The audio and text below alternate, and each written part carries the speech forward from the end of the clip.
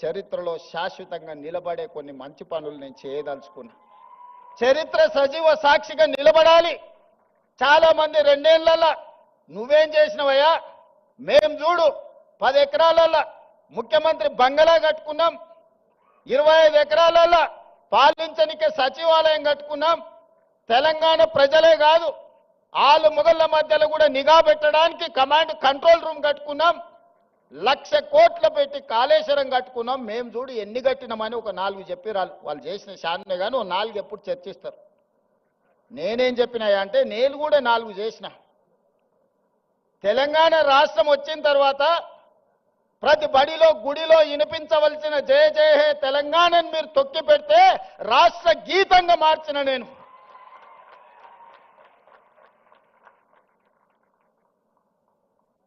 ఆనాడు తెలుగు తల్లి ఎవడికి రా తల్లి, నాకు అన్నం పెట్టిందా, నా కడుపు నింపిందా, ఎవరికి కావాలిరా తెలుగు తల్లి అని ప్రగల్భాలు పలికిన గొప్ప మాటలు మాట్లాడిన వాళ్ళు 10 ఏళ్లలో ఈ సమాజానికి తెలంగాణ తల్లి ఎట్లుంటుందో బహుజనుల తెలంగాణ తల్లిని వాళ్ళు ఆవిష్కరించలేకపోయినారు. అందుకే దొరల గడీలలో పెరిగిన తెలంగాణ తల్లి కాదు, బహుజనులలో బస్తీలలో నుంచి వచ్చిన తెలంగాణ తల్లి నిండు మనసుతో దర్పం ఉట్టిపడేలా ఈ జాతికి తెలంగాణ తల్లిని అంకితం చేసి ప్రతి సంవత్సరం డిసెంబర్ 9 నాడు తెలంగాణ తల్లి అవతరణ ఉత్సవాలను జరుపుకునే సమస్యని మనం పరిష్కరించుకున్నాం. ఈనాడు మన కళ్ళ ముందు నిలువెత్తు తెలంగాణ తల్లి, బహుజనుల తెలంగాణ తల్లి ఈనాడు తెలంగాణ రాష్ట్రంలో మనం ఆవిష్కరించుకున్నాం. ఇదే కాదు 30-40 ఏళ్ల నుంచి వర్గీకరణ మీద రగులుతూనే ఉంది. నీవురుగప్పిన నిప్పుల వర్గీకరణ సమస్య మన యూనివర్సిటీలలో, మన కళాశాలల్లో, మన గుండెల్లో, మన మనసుల్లో ఎప్పటికప్పుడు ఆ సమస్య రగులుతూనే ఉంది. ఆ సమస్య మా దళిత బిడ్డల మధ్యలో ఒక విభజన రేఖను గీత గీసింది. దేశంలో ఏ రాష్ట్రం కూడా ఈ సమస్యను పరిష్కరించడానికి ఆలోచన చేయలే. 2 వర్గాలుగా విడిపోయిన మా దళిత బిడ్డల్ని ఒక్క దగ్గర కూర్చోబెట్టాలంటే ఈ సమస్యకు శాశ్వత పరిష్కారం ఉండాలి అని మాదిగ ఉపకులాల వర్గీకరణ సమస్యను పరిష్కరించి ఈనాడు శాశ్వతంగా సమస్యకు ఒక పరిష్కారాన్ని చూపించి మా దళిత సోదరులందరూ ఒక్క దగ్గర కూర్చునే విధంగా ఎవరు ఎంతున్నారో వాళ్ళకంత ఇవ్వాలి అన్న ఆలోచన చేసి మొట్టమొదటి రాష్ట్రం తెలంగాణ రాష్ట్రం ఇయాల వర్గీకరణ సమస్యను పరిష్కరించింది. ఇది సామాజిక సమస్యను మా ప్రభుత్వం పరిష్కరించింది. ఆనాడు తెల్ల దొరలు ఉన్నప్పుడు జనగణనలో కులగణన జరిగింది. 100 సంవత్సరాలు పూర్తి చేసుకున్న ఈ దేశంలో బలైన వర్గాల లెక్క తేల్చినోడే లేడు. చెయ్యాలన్న ఆలోచన చేసిన అది ముందుకు సాగలేదు. 100 ఏళ్ల సమస్యను మేము ఆలోచన చేసి socio economic education, employment, political and caste survey పకడ్బందీగా చేసి 4 కోట్ల తెలంగాణ ప్రజలలో ఎవరు ఎంతమంది ఉన్నారో పక్కాగా లెక్క కట్టి 100 ఏళ్ల సమస్యకు జనగణనలో కులగణన సమస్యను పరిష్కరించినాం. మనం చేయడం వల్ల కేంద్ర ప్రభుత్వం మీద ఇవాళ ఒత్తిడి వచ్చి 2026 సంవత్సరంలో జనగణనలో కులగణనను చేర్చాల్సిన పరిస్థితి ఈ దేశ ప్రధానమంత్రికి కల్పించి ఒక సామాజిక సమస్యకు శాశ్వత పరిష్కారాన్ని చూపించినాం. అంబేద్కర్ గారు చెప్పిండ్రు, రంగుల మేడలు,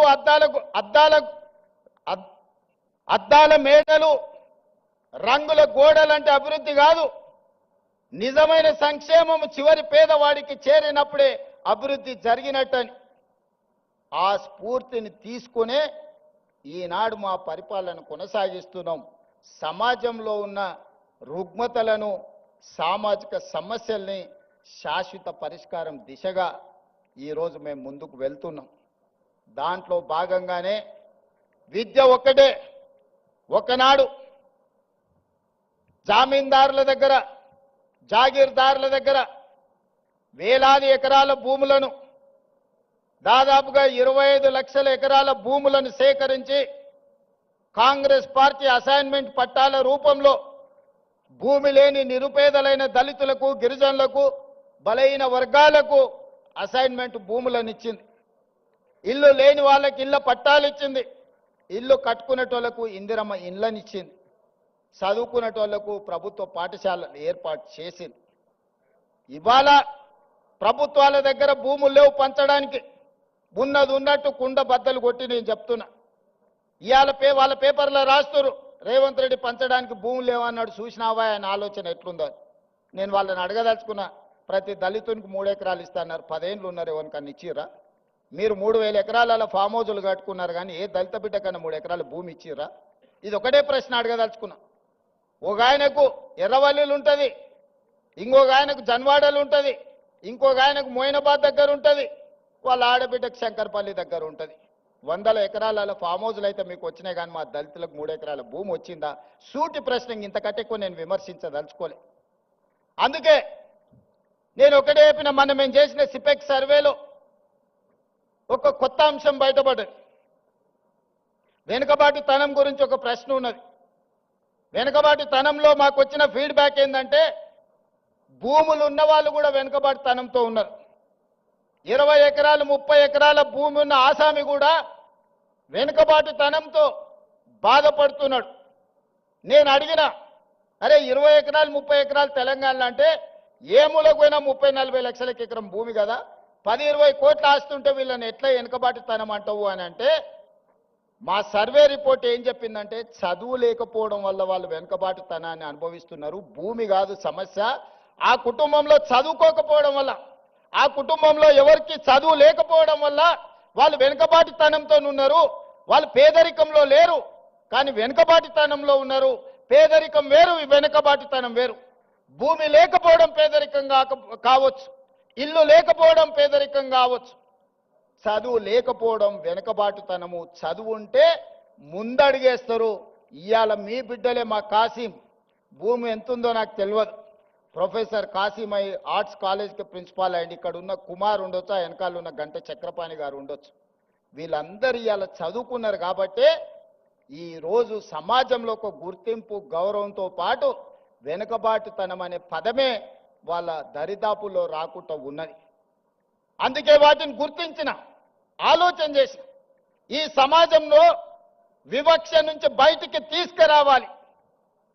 వివక్ష అనేది గ్రామాల నుంచి పారద్రోలాలి అనంటే, వెనుకబాటుతనాన్ని నిర్మూలించాలి అనంటే, ప్రతి మారుమూల ప్రాంతంలో విద్యా అవకాశాలు పెంచాలి. ఆనాడు పండిత్ జవహర్లాల్ నెహ్రూ గారు ఎడ్యుకేషన్ ఇరిగేషన్ ప్రాధాన్యత ఉంటే, ఈనాడు అదనంగా కమ్యూనికేషన్ కూడా మనం యాడ్ చేసినాం.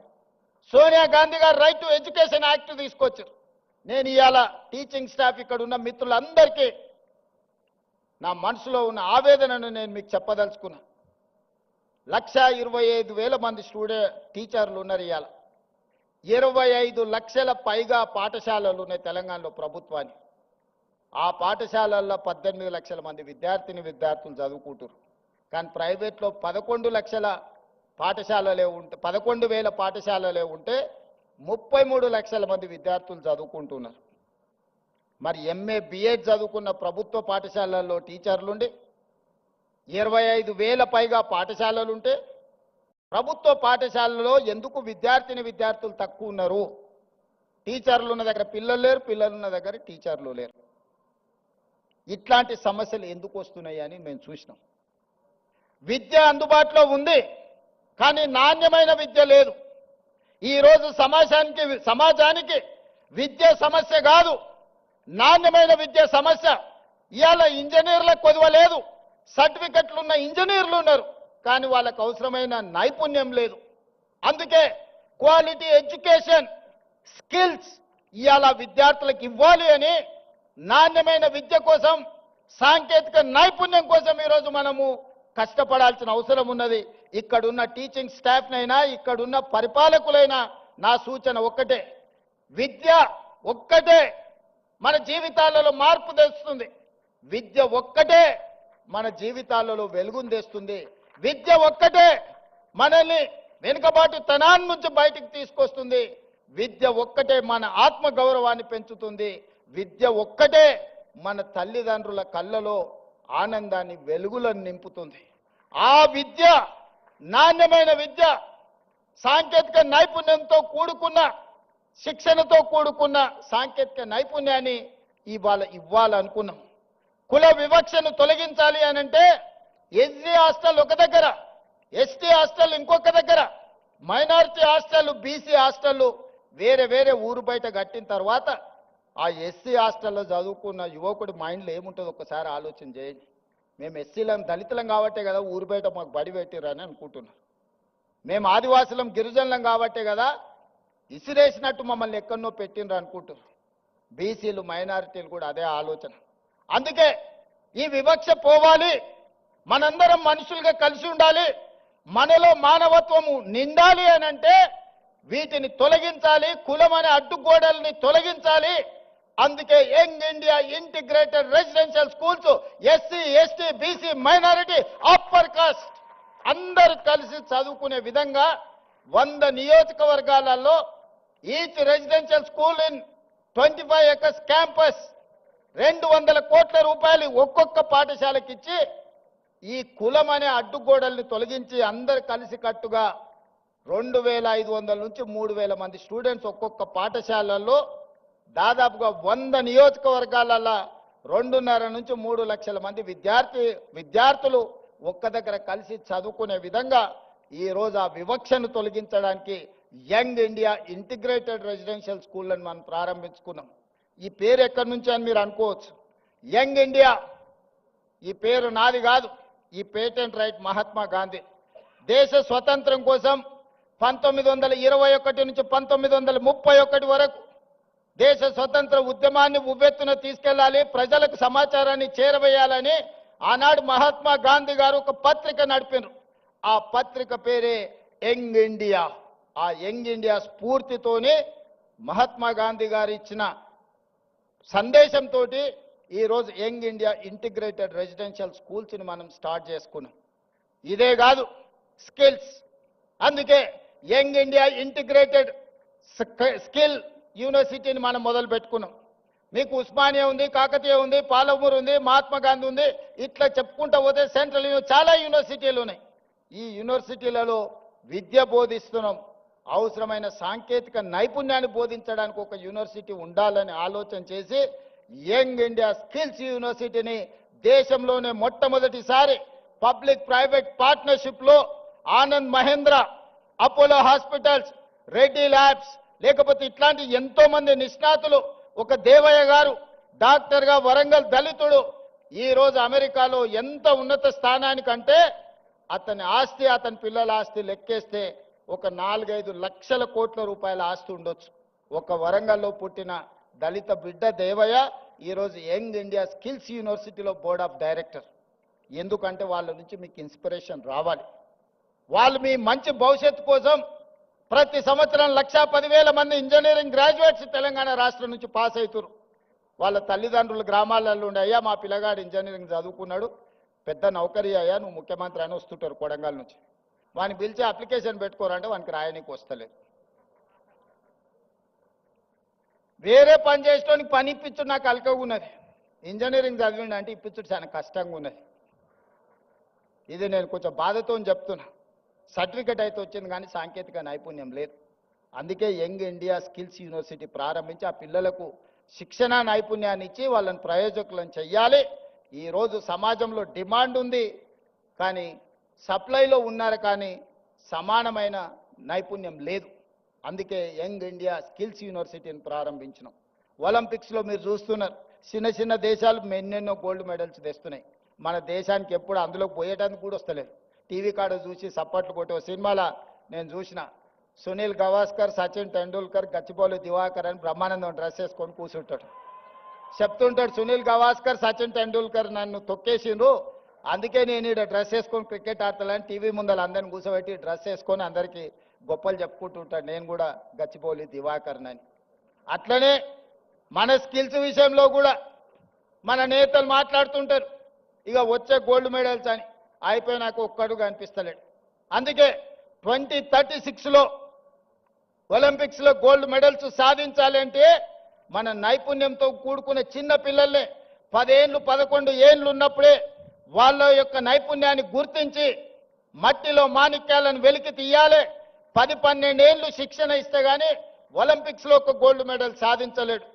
అందుకే వాటి కోసం ఈనాడు యంగ్ ఇండియా స్పోర్ట్స్ యూనివర్సిటీని మనం ప్రారంభించుకున్నాం. దీంట్లో గొప్ప గొప్ప క్రీడాకారులను తీసుకున్నాం. ఈరోజు అభినవ్ బింద్రా, అదేవిధంగా Kapil Dev, football all India captain, ఇట్లాంటి వాళ్ళందరూ ఆ స్పోర్ట్స్ బోర్డులో ఉన్నారు. Ravikanth Reddy India volleyball captain, Arjun award మన తెలంగాణ బిడ్డ కూడా అందులో ఉన్నారు. మరి వాళ్ళకు అవసరమైన పెట్టుబడులు పెట్టడానికి కావ్య మారన్, అపోలో బోర్డు సంబంధించిన వాళ్ళు, వీళ్ళందరినీ కూడా వాళ్ళకు అవసరమైన ఆర్థికంగా ఆదుకోవడానికి పెద్ద పెద్ద వాళ్ళని ఈరోజు ఒక స్పోర్ట్స్ యూనివర్సిటీని ఈరోజు ప్రారంభించుకున్నాం. తొందరలోనే 10-12 ఏళ్ళు ఎస్సీ ఎస్టీ బీసీ రెసిడెన్షియల్ స్కూళ్ళలో చదువుకునే పిల్లల్లో ఉండే క్రీడా నైపుణ్యాన్ని గుర్తించి వాళ్ళని తీసుకొచ్చి యూనివర్సిటీలో శిక్షణ ఇచ్చి 2036లో తెలంగాణ నుంచి ఒలింపిక్స్లో గోల్డ్ మెడల్ సాధించడానికి ఈరోజు ప్రణాళికలు సిద్ధం చేస్తున్నాం. ఇవన్నీ తెలంగాణలో ఉన్న వెనుకబడిన వర్గాల కోసం, పేదరికంలో మగ్గిపోతున్న మా మిత్రుల కోసం ఆలోచన చేస్తున్నాం. డబ్బులు ఉన్న వాళ్ళు ఎక్కడికైనా పోయి చదువుకుంటారు. వాళ్ళు స్టాన్ఫర్డ్, ఆక్స్ఫర్డ్, లండన్ ఎకనామిక్స్, ఎక్కడికైనా స్కూల్ ఆఫ్ ఎకనామిక్స్లో ఎక్కడో పోయి చదువుకుంటారు. వాళ్ళ గురించి నేను ఆలోచన చేయాల్సిన పని లేదు. అక్కడికి పోలేని వాళ్ళను, అక్కడికి ఎదగాలనుకుంటున్న వాళ్ళకు కూడా మరి ఏమైనా చెయ్యాలి కదా. అందులో భాగంగానే మిత్రులారా ఈ ఉస్మానియా యూనివర్సిటీని వేదిక చేసుకోదలుచుకున్నా. 1000 కోట్లు అనేది పెద్ద విషయం కాదు. నేను డబ్బుల రూపంలో చూడట్లేదు, ఖర్చు రూపంలో చూడడం లేదు. ఇది నా భవిష్యత్ తరాల కోసం పెట్టుబడిగా చూస్తున్నా. ఈ పెట్టుబడి ఈరోజు రాష్ట్ర ప్రభుత్వం ఈరోజు ఇంతకుముందే గచ్చిబౌలిలో టీ హబ్లో ఈరోజు మనం గూగుల్తో ఒక జాయింట్ వెంచర్ స్టార్టప్స్ కోసం ప్రారంభించుకున్నాం. కొత్తగా పరిశోధనలు చేసే వాళ్లకు ఆర్థిక సహాయాన్ని అందించాలి. వాళ్ళకి తెలివి ఉంది, సాంకేతిక నైపుణ్యం ఉంది, వాళ్లకు చెయ్యాలనే ఆతృత ఉన్నది. కానీ ఆర్థికంగా ప్రయోగాలు చేయడానికి ఒక్క రూపాయి లేదు. తల్లిదండ్రులు కూలీనాలి పనులు చేసుకునే పేదవాళ్ళు ఉన్నారు. వాళ్ళ పిల్లల కోసం ఇవాళ స్టార్టప్ ఫండ్ ఇప్పుడు అక్కడి నుంచో ఇక్కడికి వచ్చిన 1000 కోట్లు ఈరోజు పరిశోధన చేసే తెలంగాణ యువతకు అందించాలని అక్కడ ఒక గొప్ప ఆఫీస్ పెట్టి ఆ పిల్లలకు అక్కడ ప్లేస్ ఇవ్వండి, వాళ్ళ పరిశోధనలకు డబ్బులు ఇవ్వండి. ఒకప్పుడు గూగుల్ కూడా 2 విద్యార్థులు ఒక కార్ షెడ్లో మొదలు పెడితే ఇవాళ గూగుల్ అయింది. టెస్లా, ఇలాన్ మస్క్ ఒక చిన్న పరిశోధన చేస్తే ఇలాన్ మస్క్ అయింది. ఇట్లా చాలా కంపెనీలు ప్రపంచంలో స్టార్టప్స్గా మారి మొదట్లో చదువుకున్న విద్యార్థులు చిన్న ప్రయోగం చేస్తే ఆ ప్రయోగంలో వాళ్ళు విజయం సాధిస్తే ఈరోజు ప్రపంచంలోనే ఆగర్భ శ్రీమంతులైనరు. అందుకే ఇవాళ తెలంగాణ ప్రాంతంలో ఉన్న నైపుణ్యాన్ని వెలికి తీయాలని 1000 కోట్ల కార్పస్ ఫండ్ ఈరోజు ప్రభుత్వ పరంగా నేను కేటాయించి మా తెలంగాణ పిల్లలు పరిశోధన చేస్తే ఒక్క రూపాయి కూడా పరిశోధనలో ఇబ్బంది పడొద్దు, వాళ్ళు రాణించాలి, వాళ్ళు బిలియనియర్స్ కావాలి, గ్రామీణ ప్రాంతంలో నుంచి ప్రపంచంతో పోటీ పడాలని 1000 కోట్లు అక్కడ కూడా పరిశోధనల కోసం కేటాయించి ఇంకొక 1000 కోట్లు జీవో తీసుకొని ఈరోజు ఉస్మానియా యూనివర్సిటీకి వచ్చిన. ఉత్త చేతులతో రానని ఆనాడే చెప్పిన. ఉత్తుత్తు మాటలు చెప్పే అలవాటు నాకు లేదు. ఎందుకంటే వ్యవసాయం తెలిసినోని, గ్రామీణ ప్రాంతం నుంచి వచ్చినోని. మన చేనుకు ఏ పురుగు పడితే ఏ మందు కొట్టాలో ఏం ఎరువేయాలో తెలిసినోని. తెలంగాణకు పట్టిన చీడను పీడను ఎట్లా వదిలించాలో నాకు బాగా తెలుసు. వాళ్ళు అనుకుంటుండొచ్చు ఎంగిల్ పీస్ రాదని. జర్మన్కు, జపాన్కు, చైనాకి ఎంగిల్ పీస్ ఏం రాదు నాయన. ప్రపంచాన్ని ఏలుతున్నది చైనా, జపాన్, జర్మనీ. అక్కడ ఇంగ్లీషు రానే రాదు, కనీసం మనం ఏబిసిడీలన్నా రాయగలుగుతున్నాం. మరి ఇవాళ ప్రపంచాన్ని శాసిస్తారు ఇంగ్లీష్ మాట్లాడే అమెరికా. చైనా సప్లైస్ ఆపితే 1 గంట కూడా బతకలేదు, 1 అవర్ కూడా అమెరికా జీవించలేదు. అమెరికా ఎంత అప్పు ఉందంటే చైనాకు, వాడు నా అప్పు మొత్తం కట్టడానికి వంగబెట్టి బండ పెడితే మొత్తం అమెరికాని చైనాకు అప్పచెప్పాల్సి వస్తుంది. వానికి ఇంగ్లీష్ వచ్చా? జపాన్కి ఇంగ్లీష్ వచ్చా? జర్మన్లో ఉండే ప్రజలకు ఇంగ్లీష్ వచ్చా? మా ఈడ ఉండే యువమిత్రులకు కూడా ఇంగ్లీష్ రాదు అనేది ఏం పెట్టుకోకండి, అదేం పెద్ద విషయం కాదు. మనకు మానవత్వం ఉండాలి, మనకు మనసు ఉండాలి. ఇవాళ రాష్ట్రాన్ని నేను పరిపాలిస్తలేను అనే మంచిగా 2 ఏళ్ల నుంచి మీరే చూసారు కదా. కావాలంటే 10 మంది ఇంగ్లీష్ వచ్చిన వాళ్ళని ఉద్యోగస్తులను పెట్టుకుంటే మాట్లాడవా అని చెప్పొచ్చు ఒకరి తర్వాత ఒకరిని. మా తమ్ముళ్ళకి మా చెల్లెళ్ళకి నేను అదే చెప్పదలుచుకున్నా, మీరు ఆత్మస్థైర్యాన్ని కోల్పోకండి. భాష అనేది ఒక కమ్యూనికేషన్ మాత్రమే, అది నాలెడ్జ్ కాదు. నాలెడ్జ్ వేరు, కమ్యూనికేషన్ వేరు. మనకు నాలెడ్జ్ ఉంది, మన కమిట్మెంట్ ఉంది, మన కన్విక్షన్ ఉంది. ఈ నాలెడ్జ్, ఈ కమిట్మెంట్, ఈ కన్విక్షన్ దేశంలో ప్రపంచంలో ఏ స్థాయికైనా ఎదగడానికి ఉపయోగపడుతుంది. మీరందరు కష్టపడండి. 2 ఏళ్లలో ఉస్మానియా యూనివర్సిటీకి కావాల్సిన అన్ని సమస్యలు నేను పరిష్కరిస్తా. టీచింగ్ స్టాఫ్ గురించి కూడా ప్రొఫెసర్ కాసిం గారు అదేవిధంగా వైస్ ఛాన్సలర్ గారు చెప్పినారు. మీకే స్వేచ్ఛనిస్తున్నాం, కమిటీ వేసినాం, నియామకాలు ఏ విధంగా చేసుకోవాలనో మీకు అటానమస్గా మీకే ఇస్తున్నాం. మా ఇన్వాల్వ్మెంట్ ఉండదు. మీకు ఎవరైనా మంత్రులు, ఎంపీలో, ఎమ్మెల్యేలో ఫోన్ చేస్తే నాకు చెప్పరు. మీకు ఏదైనా పైరవి పట్టుకొని ఎవరైనా వస్తే నాకు చెప్పండి. వాళ్ళు ఉద్యోగాలు ఇప్పించుడు కాదు, పైరవి పట్టుకొని వచ్చిన వాళ్ళ ఉద్యోగాలు ఊడదీసే బాధ్యత నాది. నేను చెప్పను, ఈ వేదిక మీద నుంచి ఆర్ట్స్ కాలేజ్ ముందే మీకు మాటిస్తాను. మీరెవరు వైస్ ఛాన్సలర్లు అయిన వాళ్ళు మీకు కూడా తెలియదు మీరు వైస్ ఛాన్సలర్లు అవుతారు. అవునా కుమార్, ప్రొఫెసర్ కుమార్ గారు మీరు చెప్పండి, మీకు తెలుసా ఆర్ట్స్ కాలేజ్ అవుతారు అని టీవీలో చూసుకున్నారు కదా. గంటా చక్రపాణి గారు ఇక్కడనే ఉన్నారు. వాళ్ళు వైస్ ఛాన్సలర్లు అయింది కూడా వాళ్ళ టాలెంట్ను చూసి, వాళ్ళ కమిట్మెంట్ను చూసి వాళ్ళైతే వీటిని సరిదిద్దుతారని ప్రభుత్వం వాళ్ళని వీసీలుగా నియమించింది. వాళ్ళ యొక్క శక్తి, వాళ్ళ యొక్క సామర్థ్యం, వాళ్ళకున్న ఆలోచన ఇవన్నీ వాళ్ళని వీసీలను చేసింది. రేపు కూడా ఇదే విధానాన్ని మీరు అవలంబించండి. నో పొలిటికల్ ఆబ్లిగేషన్, నో పైరవి. ఎవరిని కూడా ఎంత వారున్నా కూర్చోబెట్టి కాఫీ ఇప్పించండి. మా ఎంపీలో, ఎమ్మెల్యేలో, మంత్రులు వస్తే మర్యాద ఇవ్వండి, మర్యాదలో లోపం చేయకండి. ఛాయ్ తాగిపించండి, మధ్యాహ్నం వస్తే ఇంత భోజనం పెట్టండి, కానీ ఓ టీచర్ ఉద్యోగం మాత్రం ఇవ్వకండి. ఒక టీచర్ ఉద్యోగం పైరవికారుడికి ఇస్తే రాబోయే 35 ఏళ్ళు 8,000 మంది పిల్లల భవిష్యత్తు వాళ్ళు జడగొడతారా? ఆ అధికారం మీకు లేదు, నాకు లేదు. పిల్లల జీవితాలతో చెలగాటం ఆడే అధికారం మీకు లేదు, నాకు లేదు. చదువు చెప్పి పిల్లల సమస్యల్ని పరిష్కరించి వాళ్ళని తెలంగాణ సమాజంలో ప్రయోజకులను చేసే వాళ్ళను మీరు సిబ్బందిగా నియమించుకోండి. మీకు కావాల్సిన సహకారాన్ని అందించే బాధ్యత నాది. ఈ ఉస్మానియా యూనివర్సిటీ తెలంగాణకు గుండెకాయ. గుండెకు జబ్బొస్తే మనిషి పోతాడు. తెలంగాణలో కూడా ఉస్మానియా యూనివర్సిటీకి సమస్య వస్తే ఆ తెలంగాణ సమాజానికే తీరని నష్టం తీసుకొస్తుంది. తప్పకుండా ఈ ఉస్మానియా యూనివర్సిటీ వేదికగా మా ప్రభుత్వం వైపు నుంచి మీకు చెప్పదలుచుకున్న, మీకు స్వేచ్ఛ ఉంది, సామాజిక న్యాయం జరుగుతుంది, సమానమైన అవకాశాలు ఇస్తాం. రాజకీయ పార్టీల ఉచ్చులో పడకండి, చదువుకోండి, భవిష్యత్తును నిర్మించుకోండి. సమస్య వచ్చినప్పుడు నిటారుగా నిలబడి కొట్లాడండి. సమస్యల మీద కొట్లాడుతా అంటే నేను వద్దనను. ఇక్కడ కొట్లాడబట్టే తెలంగాణ రాష్ట్ర కళ సాకారమైంది. తెలంగాణ సమాజానికి ఏది ప్రయోజనమో దానికోసం కొట్లాడండి. ఏ రాజకీయ పార్టీ జెండాలు ఎత్తాలనో వాళ్ళ మోచేతి నీళ్లు తాగాలనో ప్రయత్నం చేయకండి. సర్వ స్వతంత్రతను మీరు నిరూపించుకోండి. ఉస్మానియా యూనివర్సిటీ అంటే ఒక క్వాలిటీతో కూడుకున్న విద్య అందిస్తారు. ఇక్కడ విద్యార్థులు ప్రపంచాన్ని నడిపించగలుగుతారని నిరూపించాల్సిందిగా మీ అందరికీ సూచన చేస్తూ అన్ని రకాలుగా ప్రభుత్వం అండగా నిలబడుతుంది. అభివృద్ధి చేసుకుందాం, ఒక స్ఫూర్తిని నింపుకుందాం. మన పూర్వ తరాల నుంచి వచ్చిన ఒక స్ఫూర్తిని భవిష్యత్తుకు పునాదులుగా మార్చుకొని అభివృద్ధి పదం వైపు నడిపిద్దామని మీ అందరికీ తెలియజేస్తూ, మీలోనే ఎవరు ఊహించగలరు ఒకరోజు ఇక్కడ నిలబడి మాట్లాడే అవకాశం ఇక్కడ ఉన్న వాళ్ళకే రావచ్చు. నేను జిల్లా పరిషత్ మెంబర్ అయినాడు కూడా ఎవరు ఊహించలే. నేను తెలంగాణ ఉద్యమం సందర్భంగా ఇక్కడికి వచ్చినప్పుడు కూడా ఎవరు అనుకోలే. కానీ ఇవాళ అవకాశం వచ్చింది. నిబద్ధతతో ఉండండి, నిరంతరం కష్టపడండి, ఖచ్చితంగా ఫలితాలు వస్తాయి. ప్రభుత్వం గుర్తిస్తుంది, ప్రజలు గుర్తిస్తారు. తెలంగాణ సమాజం కష్టపడ్డ వాడిని కష్టాన్ని వృధా పోనివ్వరు. తెలంగాణ సమాజం మిమ్మల్ని గుండెల్లో పెట్టి చూసుకుంటుంది. మీ తల్లిదండ్రుల కళ్ళల్లో ఆనందం చూడడానికి కష్టపడి డాక్టర్లు, లాయర్లు, ఇంజనీర్లు, ఐఏఎస్లు, ఐపీఎస్లు కావాలి. అదే నా కోరిక. మీలో కొంతమంది నాయకులై రాష్ట్రాన్ని పరిపాలించాలని ఆశిస్తూ మీ అందరి దగ్గర సెలవు తీసుకుంటున్న ధన్యవాదాలు మిత్రులారా.